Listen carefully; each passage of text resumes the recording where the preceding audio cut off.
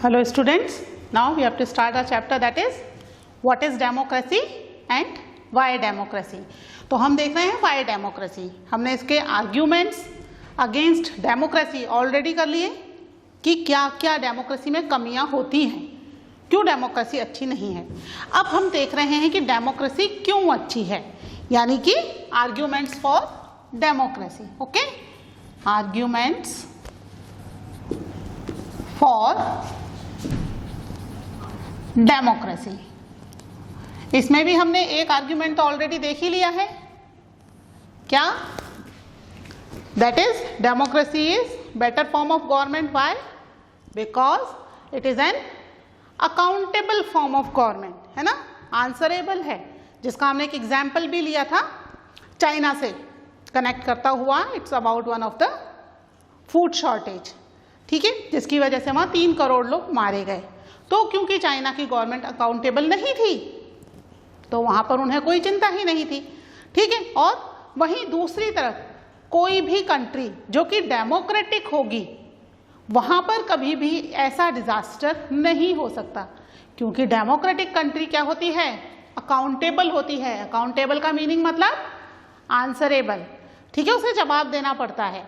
तो वो कंट्री कभी भी इस तरह के डिजास्टर अपने यहाँ पर नहीं होने देती है, ठीक है। अब आज हम देखेंगे कि दूसरा बेनिफिट क्या है डेमोक्रेसी का, कि डेमोक्रेसी क्यों बेटर फॉर्म ऑफ गवर्नमेंट है, ठीक है। तो दूसरा पॉइंट क्या है हमारा इसका, क्यों है बेटर फॉर्म ऑफ गवर्नमेंट? क्योंकि डेमोक्रेसी क्या करती है? Democracy improves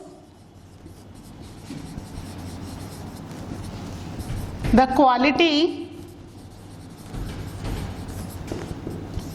of decision making, ठीक है। मतलब जो डेमोक्रेसी है वो डिसीजन मेकिंग की क्वालिटी इसमें अच्छी होती है। क्यों अच्छी होती है भाई? हमने तो देखा डेमोक्रेसी के अंदर डिले हो जाता है, बहुत टाइम लगता है ना, बहुत सारे लोगों से कंसल्ट करना पड़ता है, बहुत ज़्यादा टाइम लगता है, इसलिए डिसीजन लेने में डिले हो जाता है, ओके। पर अब हम यहाँ क्या पढ़ रहे हैं बेनिफिट्स में, कि डेमोक्रेसी के अंदर जो भी डिसीजन लिया जाता है वो अधिकतर क्या होता है? It's a good decision. क्यों होता है सही डिसीजन? क्योंकि यहाँ पर क्या है? डेमोक्रेसी है, बहुत सारे लोगों से कंसल्ट करना पड़ रहा है ना भाई, यही तो हम देख रहे थे। हर लेवल पर ये कंसल्ट करते हैं, हर लेवल पर लोगों के साथ डिस्कशन किया जाता है। आपको बताया था ना 3 रीडिंग्स होती हैं, first reading, second reading, third reading, उसके बाद वोटिंग, फिर फाइनली जाकर के डिसीजन पास होता है। तो ये बहुत ही लंबा प्रोसेस होता है। इस लंबे प्रोसेस की वजह से ही क्या होता है? डिसीजन की जो क्वालिटी है वो बहुत ही सही होती है। मैक्सिमम टाइम, हम यह नहीं कह सकते कि हमेशा ही, कई बार कुछ डिसीजन हो सकता है कि गलत हो जाए, लेकिन मैक्सिमम टाइम जो है डेमोक्रेसी में जो डिसीजंस आते हैं वो सही आते हैं और बहुत ही अच्छी क्वालिटी के आते हैं। क्यों आते हैं इसके अंदर डिसीजन बहुत अच्छे? देख लेते हैं हम इसको। Democracy is based on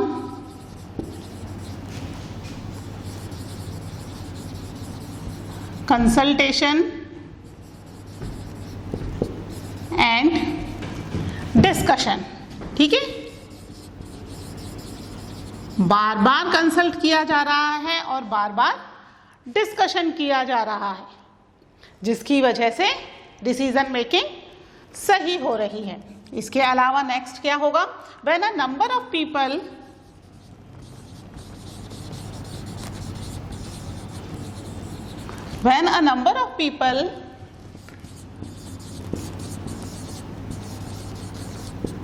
put their heads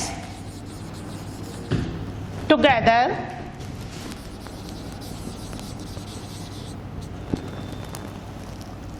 they are able to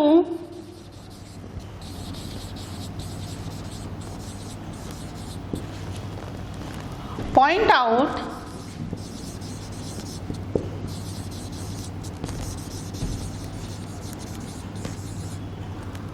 possible mistakes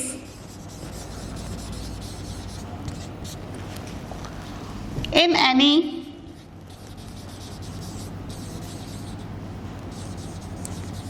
decision. ठीक है, नंबर ऑफ पीपल क्यों है, कितने लोग होते हैं, कौन करता है डिसीजन मेकिंग का काम कौन कर रहा है हमारे यहाँ पर कह लो या किसी भी डेमोक्रेटिक कंट्री में कौन करता है, पार्लियामेंट में कौन होते हैं, पूरी कंट्री से चूज किए गए रिप्रेजेंटेटिव्स होते हैं, लोकसभा होती है, एक राज्यसभा होती है। तो यहाँ पर बहुत सारे मेंबर्स होते हैं, जितनी भी पॉपुलेशन है कंट्री में उसके अकॉर्डिंग लोग चूज होकर के आते हैं। तो जब वो सारे एक साथ बैठ करके किसी डिसीजन के बारे में डिस्कस कर रहे हैं, कंसल्ट कर रहे हैं, तो मैक्सिमम टाइम ये पॉसिबिलिटी रहती है कि जो भी डिसीजन की मिस्टेक्स हैं वो सारी सामने आ जाएंगी, क्योंकि पार्लियामेंट में केवल रूलिंग गवर्नमेंट ही नहीं होती है, ऑपोजिशन भी होता है। और ऑपोजिशन का क्या काम है, ऑपोजिशन का काम ही है कि रूलिंग गवर्नमेंट जो भी डिसीजन लेना चाहे उसकी कमियां निकालो, गलतियां बताओ, यही तो काम है। तो यहां पर जब भी मीटिंग होती है तो वहां पर अधिकतर लोग क्या करते हैं, जो भी बिल लाया जा रहा है उसकी कमियां बताना शुरू कर देते हैं। तो जितनी भी मिस्टेक्स या कमियां होती हैं वो धीरे धीरे करके खत्म हो जाती हैं, क्योंकि फर्स्ट रीडिंग में बता दिया गया सबको कि भाई ये बिल है, इस बिल के ऊपर हमें डिस्कशन करना है। तो अब लोग अपने अपने दिमाग में सोचना शुरू कर देते हैं, puts their heads together, heads मतलब देयर माइंड्स, ठीक है, अपने दिमाग यूज कर रहे हैं एक साथ कि इस बिल को और अच्छा कैसे बनाया जा सके, इस बारे में कुछ लोग सोच रहे हैं। कुछ लोग सोच रहे हैं इस बिल में ज्यादा से ज्यादा गलतियां निकालकर इसको पास होने से कैसे रोक दिया जाए, ऑपोजिशन भी है ना, कुछ लोग अगेंस्ट में भी होते हैं, कुछ फेवर में होते हैं। तो सभी लोग इस बिल के बारे में सोच रहे हैं, पर सोच किस हिसाब से रहे हैं, मिस्टेक्स के लिए।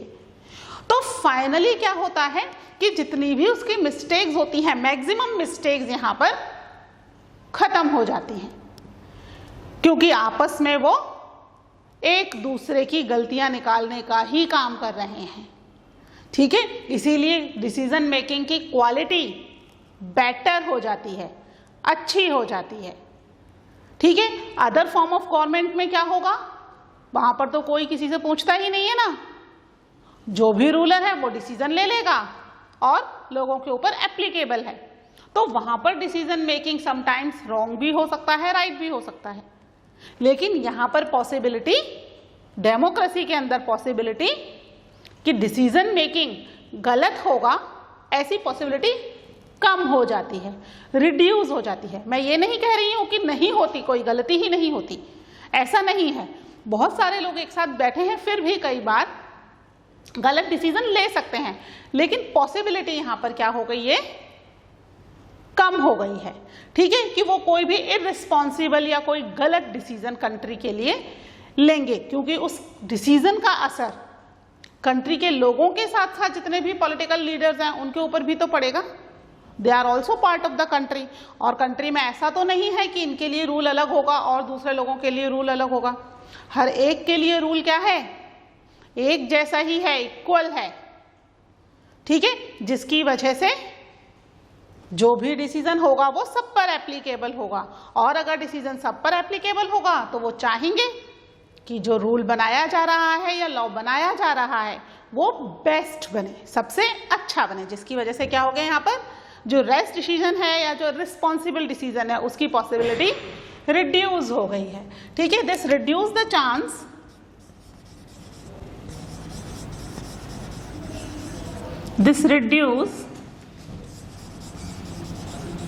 the chances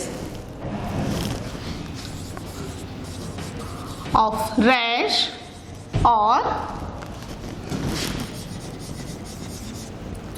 irresponsible decisions। समझ में आई बात?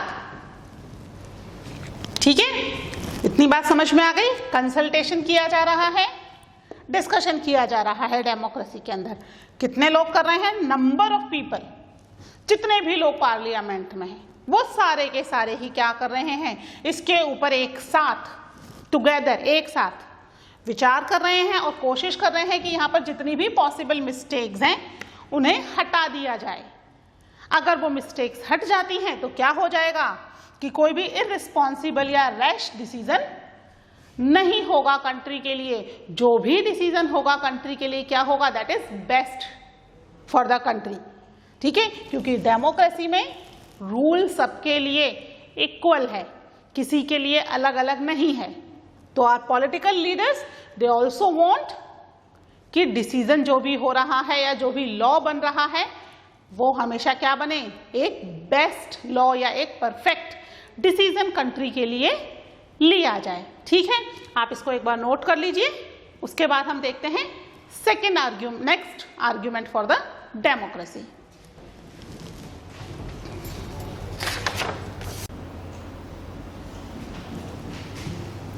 ओके स्टूडेंट्स, तो अब हम देखते हैं डेमोक्रेसी का नेक्स्ट पॉइंट।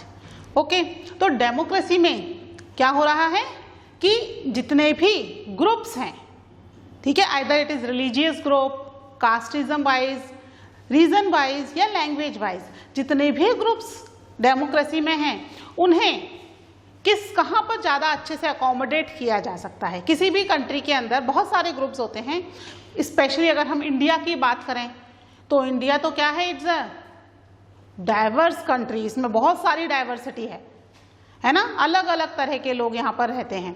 तो किसी भी कंट्री के अंदर अगर कई सारे ग्रुप्स रहते हैं तो उसके लिए सबसे बेस्ट फॉर्म ऑफ गवर्नमेंट जो है दैट इज डेमोक्रेसी। क्यों? क्योंकि डेमोक्रेसी ही एक ऐसी फॉर्म है जो कि हर तरह के डिफरेंसेस और कॉन्फ्लिक्ट्स को अच्छे से डील कर सकती है, उन्हें अच्छे से खत्म कर सकती है। ठीक है, डेमोक्रेसी में क्योंकि सबके लिए इक्वल राइट्स होते हैं तो फिर क्या हो रहा है, एवरीवन कैन अकोमोडेट। ठीक है, अगर हम अदर फॉर्म ऑफ गवर्नमेंट में देखें तो वहां पर इक्वल राइट्स नहीं होते हैं।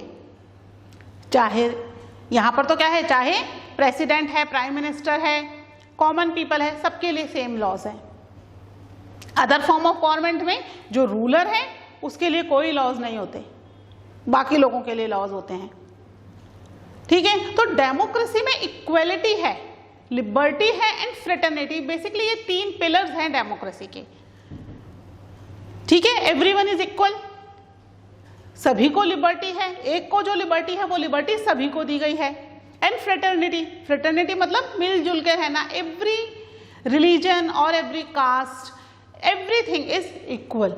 ठीक है, कहीं भी किसी को कम या ज्यादा नहीं माना जाता। तो डेमोक्रेसी का जो थर्ड आर्ग्यूमेंट है फॉर डेमोक्रेसी वो है कि डेमोक्रेसी जो है वो क्या कर रही है, हर तरह के डिफरेंस एंड कॉन्फ्लिक्ट्स को प्रॉपरली डील कर पा रही है। अदर फॉर्म ऑफ गवर्नमेंट में हम ऐसा नहीं कह सकते हैं। ठीक है, क्या है हमारा third point, democracy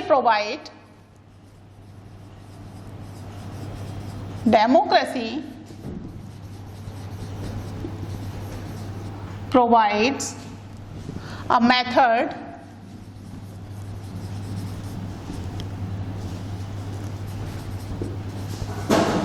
to deal with differences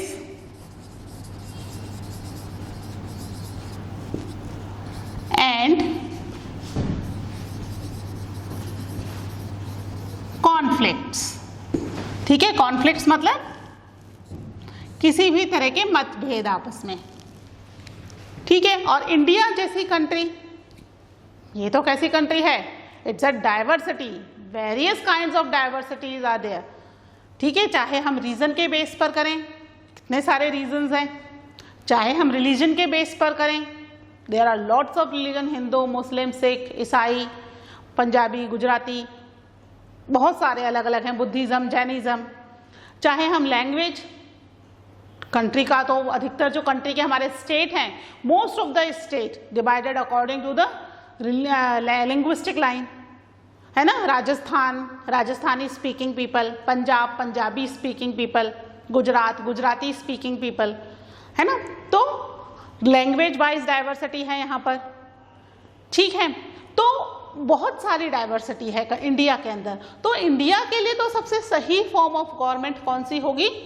democracy, क्योंकि कोई अनदर फॉर्म ऑफ गवर्नमेंट होगी तो क्या हो जाएगा, यहाँ का कोई ऑफिशियल रिलीजन और ऑफिशियल लैंग्वेज। क्या इंडिया का कोई ऑफिशियल रिलीजन है? नहीं है। कोई ऑफिशियल लैंग्वेज है? एक नहीं, देयर आर 22 ऑफिशियल लैंग्वेजेस। इतनी सारी लैंग्वेजेस ऑफिशियल हैं, कहीं होता है क्या ऐसा? नहीं होता है ना। तो क्योंकि इंडिया में इतनी ज्यादा डाइवर्सिटी है, various kinds of people are living in India, तो उन सबको सेटिस्फाइड करने के लिए, जिससे कि कहीं ऐसा ना हो कि आपस में कॉन्फ्लिक्ट हो जाए, तो डेमोक्रेसी तो कर ही क्या रही है? कॉन्फ्लिक्ट्स को खत्म करने का काम कर रही है। और ये कॉन्फ्लिक्ट्स कब खत्म होंगे? जब सबको इक्वल पावर दे दी जाए या सबके साथ एक जैसा व्यवहार किया जाए। इसीलिए तो 22 लैंग्वेजेस हैं ऑफिशियल लैंग्वेज। कहीं कोई एक पर्टिकुलर लिंग्विस्टिक ग्रुप अपने आप को यूं ना समझे कि मुझे या मेरी लैंग्वेज को इम्पोर्टेंस नहीं दी गई है कंट्री में। तो जो मेन लैंग्वेजेस हैं उन्हें इम्पोर्टेंस दी गई है।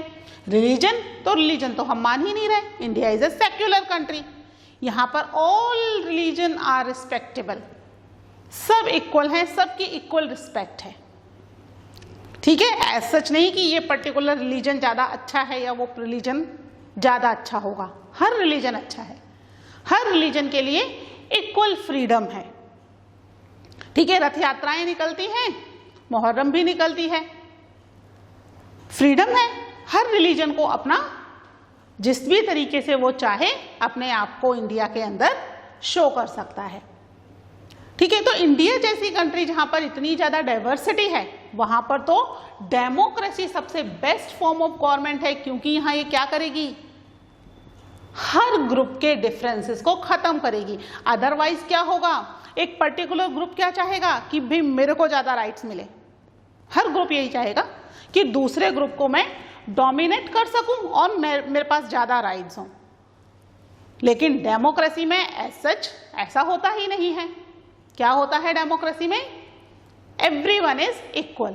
हर व्यक्ति, हर रिलीजन, हर लैंग्वेज सब इंपॉर्टेंट है। कोई भी ऐसा नहीं है कि ये कम इंपॉर्टेंट है। हर एक व्यक्ति को इक्वल राइट्स दिए गए हैं, चाहे वो कंट्री का प्राइम मिनिस्टर हो या एक कॉमन पीपल हो, ठीक है। लिख लेते हैं इसको। A country like India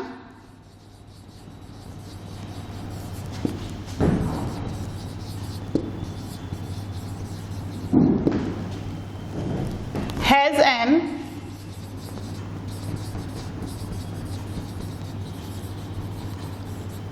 amazing diversity। Diversity जानते हो? डाइवर्सिटी मतलब डिफरेंट होना। We all are different from each other. हम में से कोई भी एक जैसा नहीं है, हम सब एक दूसरे से अलग है, ठीक है। अब इसी डाइवर्सिटी को अगर हम ब्रॉडर फॉर्म में देख लें तो यहाँ पर religion wise, region wise, language wise लोग डिफरेंट हैं। क्या है? People belongs two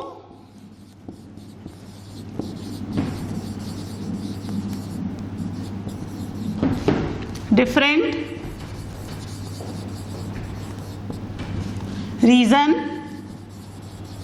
reasons, religions,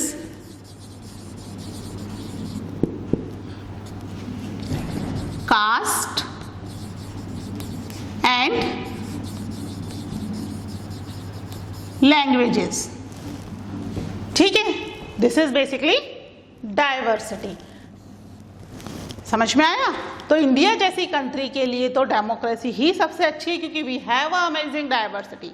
हर तरह की डाइवर्सिटी हमारे यहाँ पर मिल रही है, ठीक है। चाहे वो रीजन से रिलेटेड हो, रिलीजन से हो, कास्ट से हो या लैंग्वेज से हो, हर तरह का व्यक्ति इंडिया में मिल रहा है, तो हर तरह के व्यक्ति को सेटिस्फाइड करने के लिए democracy is the best form of government. Another form of government में क्या होता है, वो पर्टिकुलर ग्रुप को सपोर्ट करना शुरू कर देते हैं, किसी एक ग्रुप को। तो किसी एक ग्रुप को सपोर्ट करना शुरू कर देंगे तो बाकी के ग्रुप क्या करेंगे, वो डिससेटिस्फाइड हो जाएंगे। और अगर कंट्री की पॉपुलेशन डिससेटिस्फाइड रहेगी तो फिर क्या कंट्री डेवलप हो पाएगी? नहीं, क्योंकि गवर्नमेंट का ज्यादा टाइम उन रिसेंटमेंट और उन लोगों को खुश करने में या उनकी परेशानियां दूर करने में ही निकल जाएगा। तो इससे अच्छा है सबको इक्वल राइट्स दे दिए जाएं, ठीक है, किसी भी एक ग्रुप को प्रेफरेंस नहीं दी जाए, हर ग्रुप इक्वल रखा जाए, ठीक है। बल्कि अदर फॉर्म ऑफ गवर्नमेंट में ऐसा नहीं होता, वहां किसी एक ग्रुप को प्रेफरेंस दे दी जाती है, और डेमोक्रेसी में ऐसा नहीं है, ठीक है। क्या हो रहा है यहां पर, the preference of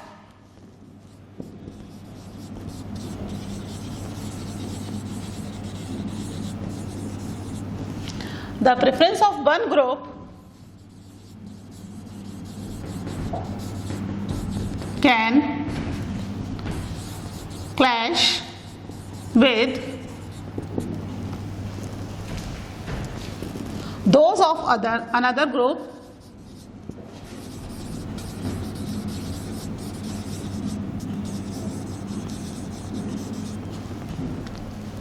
that could lead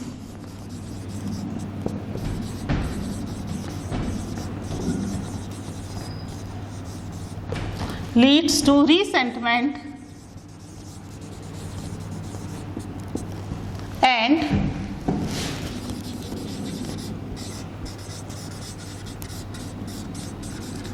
unhappiness, ठीक है। किसी एक ग्रुप को प्रेफरेंस अगर दी जाएगी, वन ग्रुप को प्रेफरेंस दी गई और दूसरे को नहीं दी गई, तो क्या होगा, there is a clash. Clash मतलब आपस में झगड़े होंगे, ठीक है। और यहां पर क्या हो जाएगा कंट्री के अंदर, रिसेंटमेंट मतलब डिससेटिस्फैक्शन, ठीक है। डिससेटिस्फैक्शन फैल जाएगा, लोगों अगर सेटिस्फाइड नहीं होंगे तो क्या होगा, कंट्री में कोई भी गवर्नमेंट रूल नहीं कर पाएगी।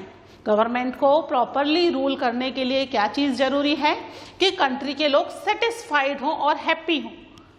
जबकि अगर किसी एक ग्रुप को प्रेफरेंस दी जाएगी, जैसा कि नॉन डेमोक्रेटिक गवर्नमेंट में होता है, तो क्या होगा, कंट्री में रिसेंटमेंट और अनहैप्पीनेस फैल जाएगा, जिससे कि गवर्नमेंट प्रॉपरली वर्क नहीं कर सकती, ठीक है। तो इसलिए क्या है, डेमोक्रेसी में डिफरेंस और कॉन्फ्लिक्ट को खत्म कर दिया जाता है। जब कोई डिफरेंस और कॉन्फ्लिक्ट्स रहेंगे ही नहीं, लोगों को जब हमने इक्वल राइट्स ही दे दिए, किसी को भी प्रेफरेंस नहीं दी, या यूं कह लें कि सबको प्रेफरेंस दे दी, तो किसी भी तरह का अनहैप्पीनेस और रिसेंटमेंट नहीं रहेगा, ठीक है। क्या होता है, डेमोक्रेसी प्रोवाइड्स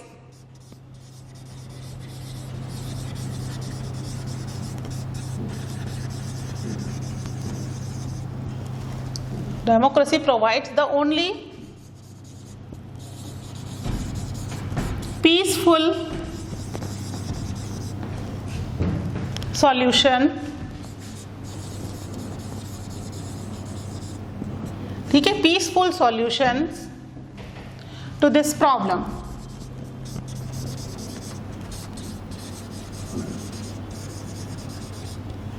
जिससे क्या होगा, डिफरेंट ग्रुप्स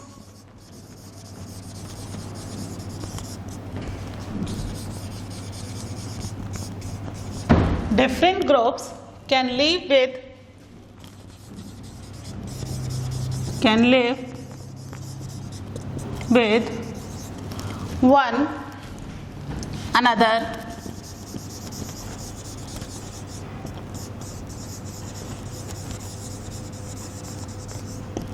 पीसफुली, ठीक है। डेमोक्रेसी क्या कर रही है, पीसफुल सॉल्यूशन दे रही है। पीसफुल सॉल्यूशन क्या होते हैं, पीसफुल सॉल्यूशन, ठीक है। पीसफुल सॉल्यूशन क्या होते हैं कि कंट्री में किसी भी तरह का मतभेद ना हो, कॉन्फ्लिक्ट ना हो, लोग लड़े नहीं, कोई क्लैश ना हो। इस तरह का सॉल्यूशन दे दिया कि भाई जो भी डिफरेंट ग्रुप हैं या डिफरेंट लोग हैं, they have to accommodate with each other, जिससे कि किसी भी तरह के कॉन्फ्लिक्ट की पॉसिबिलिटी ही क्या कर दी डेमोक्रेसी ने, रिड्यूस कर दी। डाइवर्सिटी में हर डाइवर्सिटी को प्रॉपरली सेटल होने का चांस मिल गया, ठीक है, सबको इक्वल राइट्स मिले। जब सबको इक्वल राइट्स मिल गए हैं, किसी को भी प्रेफरेंस नहीं मिल रही या सबको प्रेफरेंस मिल रही है, तो क्या होगा कंट्री में, कोई कॉन्फ्लिक्ट होगा क्या, नहीं होगा, ठीक है। डिफरेंसेस होंगे क्या, नहीं होंगे, ठीक है। तो अगर हम कंपेयर करें डेमोक्रेसी को विद नॉन डेमोक्रेटिक गवर्नमेंट, तो क्या है, कौन सी फॉर्म ऑफ गवर्नमेंट बेस्ट होगी, जो कॉन्फ्लिक्ट करवाए, डिफरेंसेस करवाए, या इन कॉन्फ्लिक्ट और डिफरेंसेस को जो खत्म कर दे, जो खत्म कर दे, है ना, क्योंकि every person is important in democracy. कोई भी व्यक्ति ऐसा नहीं है जो कि डेमोक्रेसी में इंपॉर्टेंट नहीं है। अगर ऐसा होता तो क्या हो जाता कंट्री के अंदर, हाँ, रीसेंटमेंट, डिससेटिस्फैक्शन, या फिर लोग अनहैप्पी हो जाते और कंट्री में प्रॉब्लम्स क्रिएट करना शुरू कर देते। तो इन सब चीजों को खत्म करने के लिए the best form of government कौन सी है, दैट इज डेमोक्रेसी, ठीक है। तो ये क्या हुआ हमारा डेमोक्रेसी का थर्ड पॉइंट। अभी इसके 2 पॉइंट्स और हैं आर्ग्यूमेंट फॉर डेमोक्रेसी। ऐसे तो डेमोक्रेसी की अगर हम बेटरमेंट की बात करें तो बहुत सारे पॉइंट्स हैं, लेकिन यहाँ पर बेसिकली हम 5 पॉइंट्स डिस्कस करेंगे। तो 3 पॉइंट्स हो चुके हैं, next 2 points we will discuss in the next video. तब तक के लिए टेक केयर, बाय।